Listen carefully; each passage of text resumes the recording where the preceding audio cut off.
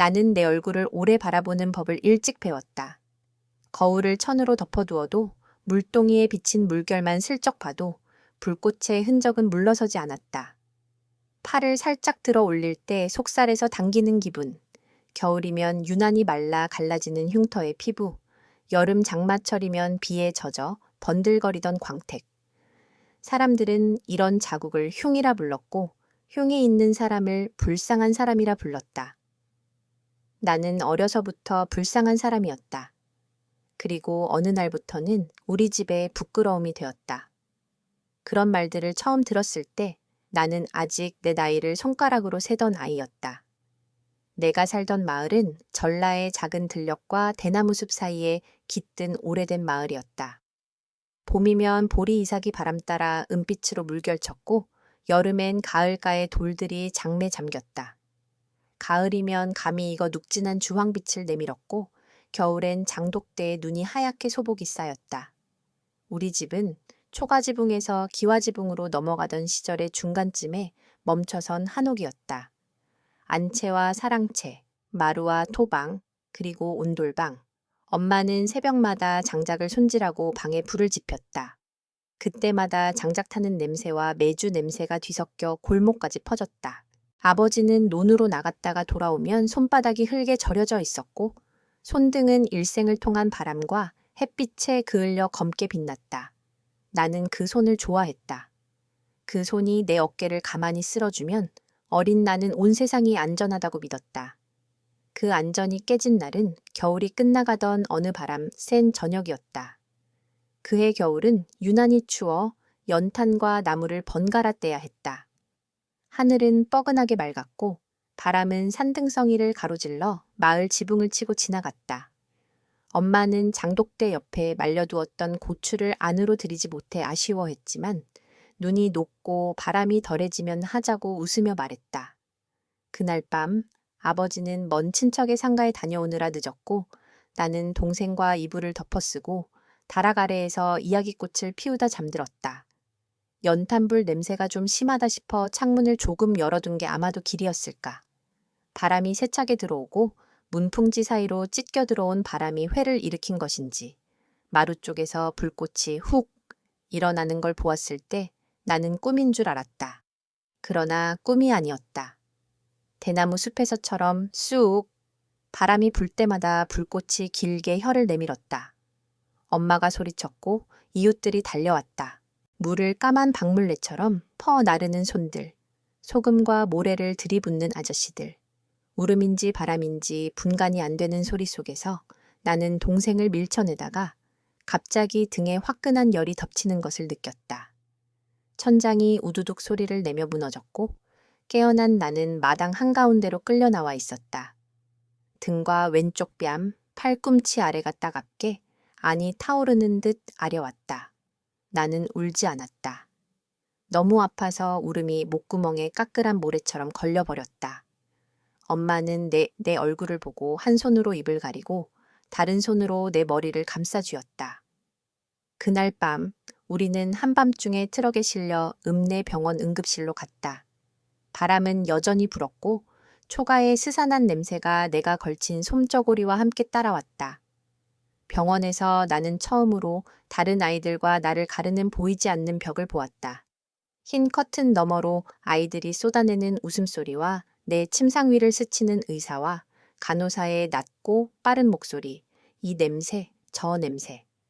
외국에서 기부받았다는 연고 냄새와 소독약 냄새, 바셀린의 유광. 누군가 피부 이식이라는 익숙지 않은 말을 하던 것을 기억한다. 닷새가 지나고 열흘이 지났다. 엄마는 매일매일 멀건 미음을 들고 와서 나를 안쳐 먹였다.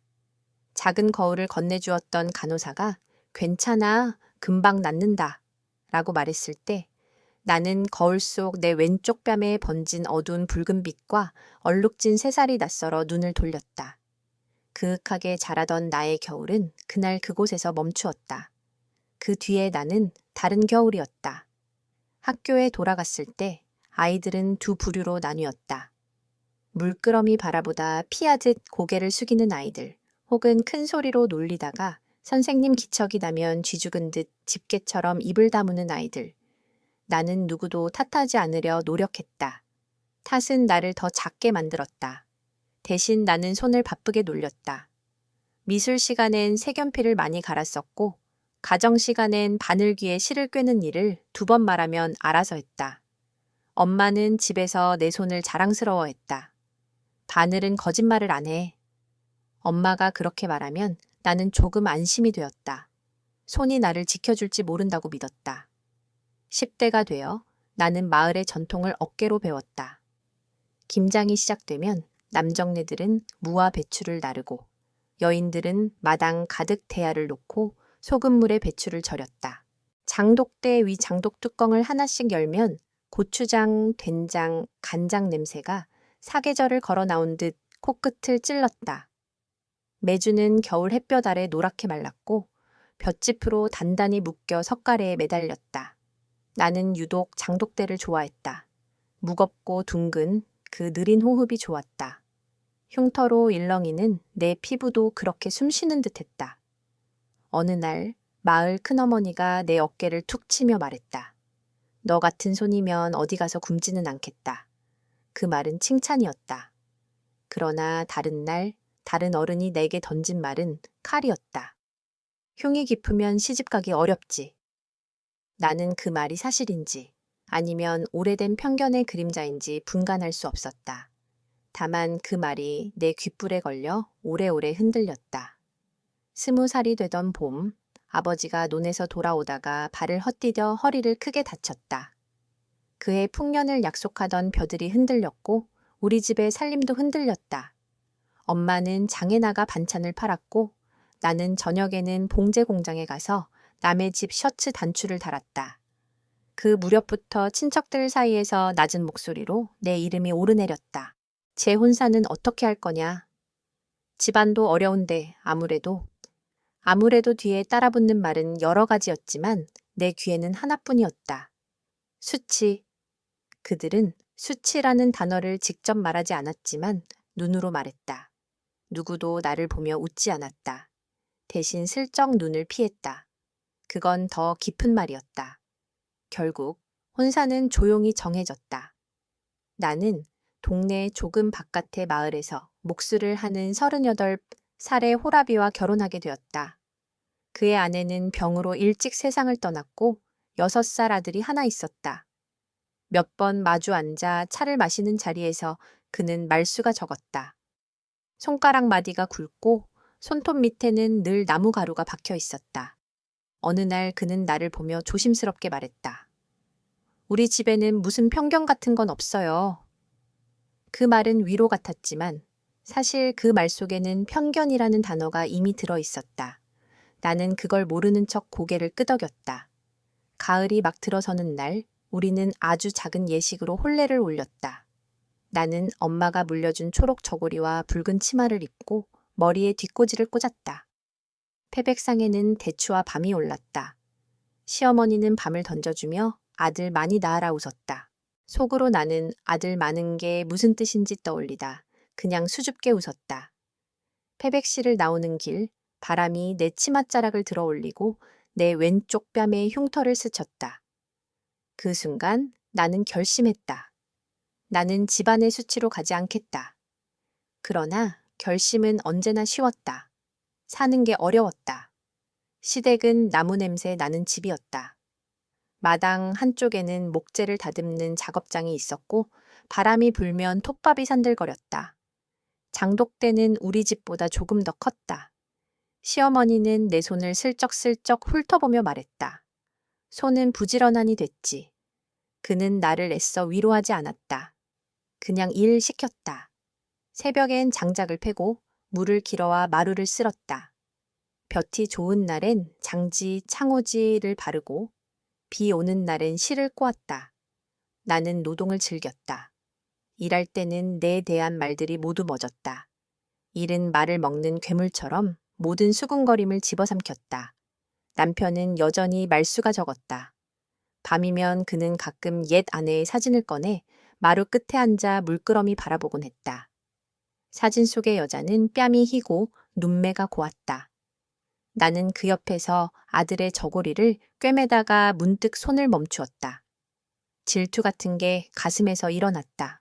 그러나 나는 그 질투를 곱게 개켜 장롱 속 맨 아래 서랍에 넣어두는 법을 배웠다. 대신 아들의 손을 잡아주었다. 6살짜리 아이는 금세 내 손에 굳은 살에 익숙해졌다.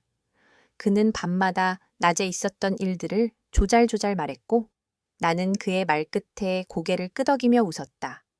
그것이 내가 이 집에 들어와 처음 가진 온기였다. 사계절이 도는 동안 나는 장독대의 마음을 배웠다. 봄에는 메주를 풀어 간장을 우려내고 된장 위에는 소금을 얇게 덮었다. 여름 장마가 시작되면 장독의 숨을 살피느라 새벽마다 마당으로 나갔다. 장독의 뚜껑을 슬며시 열어낸 다음 된장의 표면에 물기가 올라오면 살짝 걷어냈다. 장맛은 집맛이었고 집맛은 곧 사람의 마음맛이었다. 가끔 시장에 나가면 이웃 아지매들은 내 된장 국물 맛을 보곤 말했다. 내 집은 된장의 기운이 있네. 그 말은 나를 살아있게 했다. 어떤 누구도 내 뺨에 대해 더 묻지 않을 때 나는 비로소 사람이 되었다. 그러나 모든 것이 괜찮아지는 것 같을 때 삶은 또 한 번 예고 없이 방향을 꺾었다. 어느 여름 장마가 유난히 심해 마을로 물이 들이닥쳤다. 가을이 불어나 달려들었고 도랑이 터져 농가지 삼켰다. 새벽에 일어나 보니 마당 한쪽은 이미 물이 차오르고 있었다. 장독대가 위태로워 보였다. 나는 헛간으로 달려가 밧줄을 꺼내 장독 둘레를 감고 기둥에 묶었다. 물은 차갑고 빠르게 허벅지까지 차올랐다. 등줄기로 식은땀이 흘렀다. 그 순간 번쩍 어떤 기억이 불꽃처럼 지나갔다. 그날 밤의 불길. 나는 장독을 붙들고 숨을 몰아쉬었다. 남편이 뛰어나와 내 어깨를 잡아 끌었다. 위험해. 그의 목소리가 내 귀를 흔들었다. 나는 고개를 저었다. 장독이 떠내려가면 끝이야. 결국 우리는 장독을 묶어 지켜냈다. 물이 빠지고 난 뒤 나는 마당 한가운데 쭈그리고 앉아 손끝으로 장독의 축축한 벽을 쓸었다. 그때 남편이 내 옆에 앉아 처음으로 조심스럽게 내 손등을 덮었다. 고맙다. 그 두 글자는 다른 모든 말들을 가만히 잠재웠다. 그해 가을 시어머니가 알아누웠다. 오래된 기침이 깊어지더니 어느 날은 아침 햇살에도 눈을 제대로 뜨지 못했다. 우리는 약초를 다려드리고 죽을 쑤어드렸다. 어느 밤 시어머니가 내 손을 잡고 아주 낮은 소리로 내 이름을 불렀다. 너 시집와서 고생 많았다. 나는 대답하지 못했다. 눈물이 뺨의 굴곡을 따라 흘러내렸다. 그 굴곡은 그날 밤 이후 더는 흉처럼 느껴지지 않았다. 시어머니가 떠나던 날 마을 사람들은 상복을 입고 장지까지 따라왔다. 나는 상여 뒤를 따르며 사람이 사람으로 떠날 때의 냄새를 맡았다. 향 냄새, 젖은 흙 냄새, 한숨 냄새. 그 냄새는 오래오래 나를 따라왔다. 세월은 놀라울 만큼 빠르게, 그러나 사람의 마음을 기다릴 만큼 천천히 흘렀다. 아들은 자랐고 나는 그에게 한글 받아쓰기를 가르치며 밤마다 작은 등잔불을 켰다. 연탄 대신 기름 보일러가 들어왔고 초가집은 마을에서 거의 사라졌다. 시장에는 외국에서 온 사람들도 보였다.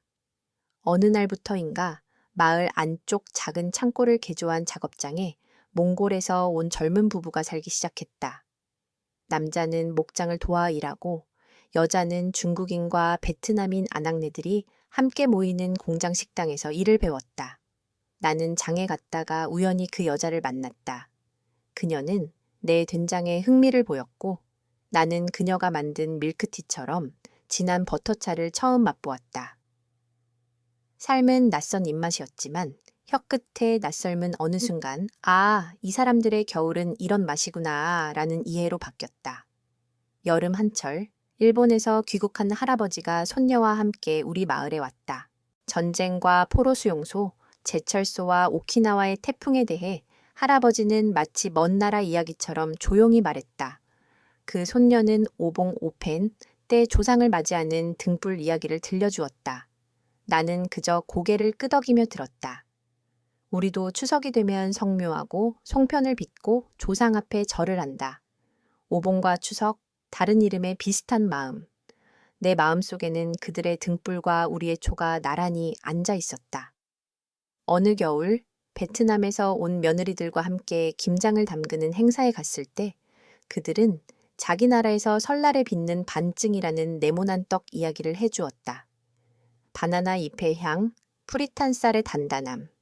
나는 그런 이야기를 들으며 우리가 빚는 송편의 손맛과 그들이 빚는 떡의 손맛이 본질적으로 같다는 걸 새삼 깨달았다. 둘 다 손의 온기를 먹고 자라는 음식이었다. 나는 마을 부녀회에서 일손이 필요한 곳에 내가 배운 것을 내어놓았다. 장독대 돌보는 법, 매주를 매는 법, 고추장을 익히는 온도, 종이 창호를 바르는 손놀림. 때로는 조각보 조각천을 이어 만든 보자기를 함께 만들었다. 내 흉터진 손등 위로 얇은 천의 조각들이 얹히고 다른 조각과 이어졌다. 불규칙한 모양들이 모여 한 장의 무늬를 만들 때마다 나는 나 자신이 조금 덜 흩어진 사람처럼 느꼈다. 아들은 20살이 넘어 도시로 나갔다. 공장에서 일하다가 다시 야간 대학을 다녔다. 그의 서투른 송을씨가 점점 단단해졌고 그는 어느 날 이렇게 말했다. 엄마, 나 선생님이 되고 싶어. 나는 그 말을 듣고 처음으로 아들의 등 뒤에서 울었다. 그의 엄마라는 말이 내 가슴에 부드럽게 박혔다. 나에게는 친딸이 없었지만 그는 어느새 나의 아들이었다. 남편은 여전히 말수가 적었지만 가끔은 나를 빤히 바라보았다. 내가 장독을 닦거나 장작을 나를 때 그는 아무 말 없이 내 옆에 서 있었다. 그 침묵은 예전과 달랐다. 그 침묵엔 고마움이 섞여 있었다. 그러나 질투라는 것은 끝끝내 사라지지 않는 잔설 같았다. 어느 봄날 남편이 옛 아내의 생일이라며 산소에 다녀오겠다고 했다. 그는 제사상에 놓을 떡을 조심스레 챙겼다. 나는 대답 대신 찬물을 끓이고 조용히 냄비 뚜껑을 닫았다. 그가 돌아온 뒤 나는 무심한 듯 물었다. 사진은 아직도 그 자리야? 그는 고개를 끄덕였다. 응? 나는 괜히 마루를 쓸었다. 마룻바닥의 나뭇결이 내 기분을 건드렸다. 그날 밤 나는 방 안 작은 거울을 꺼내 얼굴을 오래도록 들여다보았다. 내 왼쪽 뺨의 붉은 무늬가 방 등불 아래 더욱 또렷했다. 나는 내 얼굴과 화해할 수 있을까?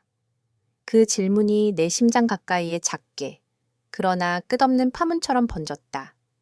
결국 나는 사진관에 갔다. 시장 끝 골목, 오래된 간판이 삐걱거리는 사진관이었다.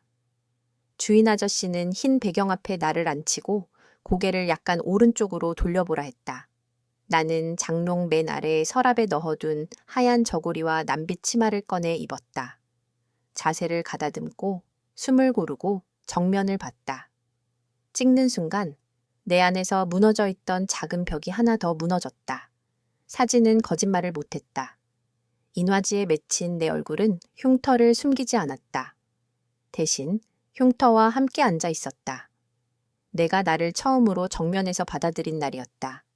그 사진을 집으로 들고 오는 길, 나는 마치 비 오는 날에도 적시지 않는 돌처럼 단단해진 기분이 들었다. 집에 돌아와 사진을 장롱 위에 조심스레 세웠을 때 남편이 다가와 한참을 서성이다가 말했다. 좋다. 그 말 속에는 수많은 사과와 인정이 뒤섞여 있었다. 늦은 밤 그는 마루 끝에 앉아 담배를 한 대 피우고 조곤조곤한 목소리로 오래 묵은 말을 꺼냈다. 네가 우리 집에 들어오던 날 나는 솔직히 겁이 났다. 사람들이 뭐라 할까 봐. 근데 네가 우리 집을 살렸다. 그 말은 내 결심의 끝자락을 가만히 만졌다. 나는 작은 목소리로 말했다. 나도 내가 겁이 났어. 우리는 둘 다 조금 웃었다. 그 웃음은 긴 겨울 끝에 처음 열린 매화꽃 같았다.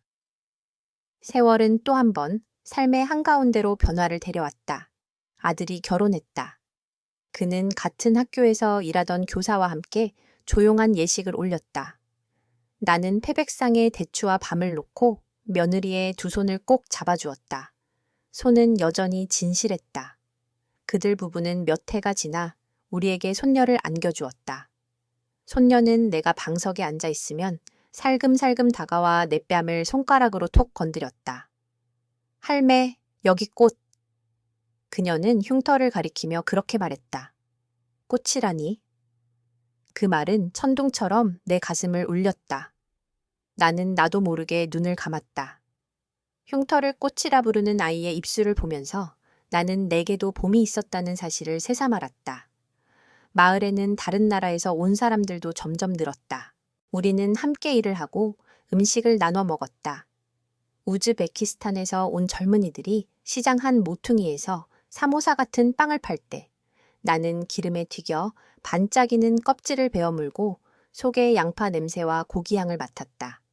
베트남에서 온 아주머니들은 고수를 듬뿍 넣은 쌀국수를 끓여 우리에게 나누어 주었다. 어떤 날은 네팔에서 온 청년이 티베트식 버터차를 끓여와 우리 마을 선앙당 앞에 작은 등불을 켜두고 조용히 기도했다. 나는 그들의 기도를 보며 우리의 제사와 다른 모양의 같은 마음을 생각했다. 사람이 사람을 생각하는 일은 어디든 같다. 그 무렵부터 나는 혼자 살게 된 노인들과 외지에서 일하느라 식사 거르기 쉬운 젊은이들을 위해 작은 밥상을 차리는 일을 시작했다. 마을 회관에 작은 부엌을 빌려 된장국을 끓이고 김치를 덜어주고 보리밥을 고슬고슬하게 지었다. 겨울이면 무청을 삶아 시래기국을 끓였고 봄이면 냉이를 케어 된장에 무쳐내었다. 밥을 받아든 사람들이 맛있다 라고 말할 때마다 나는 오래전에 나에게 던져졌던 말들, 흉, 수치, 불상, 이 한 숟갈씩 줄어드는 것을 느꼈다. 언젠가부터 사람들은 나에게 아줌마 대신 선생님이라 불렀다. 별다른 이유는 없었다. 아마도 누군가의 허기를 달래주는 사람에게 붙여주는 어른스러운 호칭이었을 것이다. 나는 그 이름이 싫지 않았다. 남편은 50을 바라보던 해에 병을 얻었다. 처음엔 기침이 잦아지고 밥맛이 없다 했다. 병원에 다녀와서는 약을 한 움큼씩 삼켰다. 그는 말수가 더 적어졌다. 그러나 그 침묵은 무거운 돌덩이가 아닌 가만히 버틸 줄 아는 울타리의 나무 같았다. 병이 깊어지자 나는 그의 이마에 손을 얹고 밤마다 그의 숨소리를 세었다. 밤의 길이가 2배로 늘어났다. 어느 저녁 그는 아주 낮은 소리로 말했다. 내가 내게 미안했어. 나는 고개를 저었다. 미안한 건 내가 해야지. 나도 오래 너를 오해했어. 우리는 서로의 사과를 들고 마치 오래된 장독대 앞에 앉아 묵은 메주를 한 알 한 알 손질하듯 서로의 마음을 손질했다. 병은 도리어 우리를 오래 묶어준 밧줄 같았다. 아프면서 단단해졌다. 그가 떠나던 날 아침 햇살이 유난히 다정했다. 겨울의 끝자락이었는데도 마당에 물이 새벽에 얼지 않았다. 그는 마지막 순간까지 담담했다. 내 손을 잡고 한번 눈을 감았다 뜨더니 아주 조용히 숨을 놓았다. 나는 그의 손을 오래 쥐고 있었다. 그 손가락 마디 사이로 끼어있던 나무 가루 같은 기억들이 하나둘 떠올랐다. 조용한 결혼식, 장독을 묶던 장마, 아들의 첫 학교 운동회에 내 사진. 나는 조심스럽게 그의 손을 내려놓고 창문을 열었다. 바람이 들어와 방 안을 한 바퀴 돌았다. 나는 그 바람의 결을 손바닥으로 느꼈다. 삶과 죽음의 경계는 생각보다 더 얇은 종이 같았다. 우리는 종이문처럼 서로를 가만히 통과하고 있었다. 남편을 보낸 뒤 나는 홀로 사는 법을 배웠다. 그러나 홀로 산다는 건 꼭 혼자라는 뜻은 아니었다. 마을 사람들과 시장의 상인들, 밥상을 함께 나눈 이들, 다른 나라에서 온 젊은이들, 그리고 손녀. 그들이 내 반찬통을 채워주고 비 올 때 장독 뚜껑을 덮어주었다. 나는 겨울이면 감을 곶감으로 매달고 여름이면 찬 보리차를 병마다 채워 냉장고에 넣었다. 가끔은 도시의 복지관에서 간견을 부탁받았다. 흉터를 가진 사람들이 모여 서로의 이야기를 나누는 자리였다. 나는 무대에 올라 서툴게 마이크를 잡고 말했다. 흉터는 흔적입니다. 흔적은 우리가 지나온 자리의 지문입니다. 지문을 지우려 하지 말고 그 지문으로 문을 열어보세요. 낯선 비유였지만 사람들은 고개를 끄덕여 주었다. 누군가 우는 소리가 어디선가 들렸다. 나는 그 울음이 바람처럼 스쳐 지나가길 바랐다. 어느 늦얼음 손녀가 초등학교에 들어갔다. 첫 그림 일기에서 손녀는 우리 집 장독대를 그리고 내 얼굴을 그리고 이렇게 썼다. 할매는 바람 같다. 바람은 흉터를 만져도 아프지 않으니까. 그 문장을 읽고 나는 오랫동안 말문이 막혔다. 아이들은 어른들이 잃어버린 언어로 세상을 쓴다. 그 언어는 낡지 않는다. 나는 그날 밤 장독대 옆에 앉아 별을 세었다. 별들은 흉터처럼, 그러나 더 오래전에 생겨나 하늘에 문양을 남겨놓은 것처럼 반짝였다. 나는 한때 여러 문화권의 이야기를 듣는 걸 좋아하게 되었다. 일본 오봉의 등불, 베트남의 반증, 몽골의 푸른 스카프 카닥, 네팔과 티베트의 기도 깃발, 우즈베키스탄의 삼사. 서로 다른 빛깔과 모양의 이야기들이 내 안에 쌓였다. 그리고 어느 날 나는 알았다. 그 모든 이야기들의 중심에는 집이 있었다. 누구나 집을 떠나고 집으로 돌아오며 집을 잃었다가 다시 집을 만든다. 나도 그랬다. 나는 한때 집안의 수치로 불렸지만 지금은 내 손으로 집의 맛을 지키는 사람이 되었다. 된장, 간장, 고추장, 김치, 보리밥, 시래기, 곶감, 보리차. 이 소박한 목록이 내 집의 역사였다. 늦가을 아들이 내게 물었다. 엄마, 당신의 젊은 날을 책으로 남겨볼래요? 나는 웃으며 고개를 저었다. 무슨 책이냐? 그는 진지했다. 엄마 이야기가 다른 사람들에게 길이 될 수 있어요. 나는 길이라는 말에 마음이 움직였다.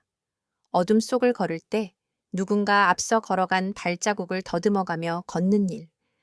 내 이야기가 그런 발자국이 된다면 나쁘지 않지 않을까. 나는 천천히 내가 기억하는 대로, 내가 잊어버린 대로 적어 내려가기 시작했다. 내가 기억하는 바람의 냄새, 불꽃의 열, 장독의 온기, 겨울의 하얀 김, 내가 잊어버린 사람들의 이름, 그들의 웃음, 그들이 떠나던 날의 비 맞은 흙 냄새. 나는 문장 사이에 빈칸을 넉넉히 남겼다. 삶은 언제나 빈칸이 있었고 그 빈칸을 메우는 것은 매번 달랐다. 어떤 날은 된장국에 소금 한 꼬집, 어떤 날은 손녀의 꽃이라는 한마디, 어떤 날은 남편의 고맙다라는 낮은 목소리. 빈칸을 두려워하지 않자 흉터도 덜 두려웠다. 어느 겨울밤 눈이 사뿐사뿐 쌓이고 장독대에 하얀 덮개가 앉았다. 나는 마당을 쓸면서 하늘을 올려다보았다. 숨이 밖으로 나갔다가 하늘에서 허옇게 피어 사라졌다. 나는 문득 내 어린 날의 나를 떠올렸다. 불길 속에서 나를 끌어낸 엄마의 손, 병원의 하얀 커튼, 나를 놀리던 아이의 얼굴, 그리고 처음 내 사진을 찍던 날의 셔터 소리. 그 모든 장면들이 멀리서 다정하게 손을 흔들었다. 나는 그들에게 손을 흔들며 말했다. 괜찮아. 이제 괜찮아. 나는 오랜 세월 동안 부끄러움이라는 말을 여러 번 씹어삼켰다. 때로는 그것이 나를 막아서는 벽이 되었고, 때로는 그것을 발판 삼아 더 높이 올라섰다. 내가 알게 된 것은 부끄러움은 타인의 시선으로 입혀지는 옷이라는 것이다. 나는 그 옷을 벗기까지 오래 걸렸다. 그러나 결국 벗었다. 벗고 나니 내 피부는 여전히 울퉁불퉁했지만 바람을 잘 탔다. 여름이면 반짝였고 겨울이면 단단해졌다. 나는 내 흉터를 사랑한다고는 아직 말하지 못하겠다. 다만 내 흉터를 미워하지 않게 되었다고는 말할 수 있다. 그것으로 충분하다. 나는 이제 누구의 수치도 아니다. 나는 누구의 자랑도 아니다. 나는 그저 내 삶을 오래 끓여 국물 낸 사람이다. 내 국물이 누군가의 목을 따뜻하게 적신다면 그걸로 족하다. 집 안장독대는 오늘도 제자리에 있고 손녀는 나에게 와서 할매, 꽃이라며 내 뺨을 톡 건드린다. 나는 그 손가락 끝을 살짝 잡아당기며 아이를 품에 안는다. 바람이 문풍지를 통과해 난다. 바람은 여전히 무색무취지만 나는 이제 그 바람의 결을 안다. 그것은 누구의 나라에서나 어느 집에서나 사람의 온기와 닿는 순간 비로소 냄새가 난다. 그 냄새는 살았다는 냄새다. 마지막으로 내가 이렇게 오래 살아보니 사랑은 거창한 것이 아니었다. 사랑은 누군가의 장독 뚜껑을 대신 덮어주는 일, 비 오는 날 장화를 빌려주는 일, 저녁 밥상에 맨 마지막 국자를 떠 상대의 그릇에 부어주는 일, 그리고 지나간 사람을 그리워하는 법을 배우는 일이었다. 가족은 피로만 만들지 않았다. 함께 먹고, 함께 울고, 함께 웃으며, 오해하고, 화해하며, 계절을 두어 번 더 건너는 동안 조금씩 만들어졌다. 전통은 그 모든 순간에 배어 있었다. 한복의 매듭, 제사상의 순서, 김장의 손놀림, 조각보의 무늬. 전통은 오래된 것이 아니라 오래됐지만 오늘에도 살아있는 것이었다. 나는 그 전통 속에 내 삶을 얹어 한 끼씩 나누어 먹으며 여기까지 왔다. 혹시 나와 비슷한 흉터를 가진 이가 이 글을 읽고 있다면 나는 조용히 말해주고 싶다. 당신의 흉터는 당신이 살아남았다는 증거이고 당신이 계속 살아갈 수 있다는 지문이다. 부끄러움은 당신의 것이 아니라 누군가가 입히려 했던 옷일지 모른다. 그 옷이 무거우면 잠시 내려놓아도 된다. 그리고 당신의 손을 믿어라. 손은 거짓말을 하지 않는다. 오늘 조금 짠 국물이라도 내일은 덜 짤 수 있다. 오늘은 눈이 오고 내일은 개일 것이다. 장독대의 숨처럼 당신의 숨도 느리지만 꾸준히 움직인다. 그 호흡이 곧 당신이다. 이제 나는 장독대 뚜껑을 덮고 마루 끝에 앉아 노을을 본다. 들녘 큰 겨울볕에 말라 반짝이고 대나무 숲은 바람에 맞춰 고개를 흔든다. 내 얼굴을 스쳐가는 공기는 차지만 아프지 않다. 나는 오래전에 나에게 손을 흔든다. 불꽃의 한가운데서도 눈을 감지 않았던 그 아이에게. 그리고 낮은 목소리로 말한다. 우리는 충분히 잘 살아왔다. 잘 버텼다. 잘 사랑했다. 그 말을 하자 마음 한구석에 남아있던 마지막 그림자가 맑게 걷힌다. 나는 천천히 자리에서 일어나 부엌으로 들어가 물을 올린다. 보리차 물이 끓어오르는 소리가 집 안가득 퍼진다. 삶은 아직도 따뜻하다.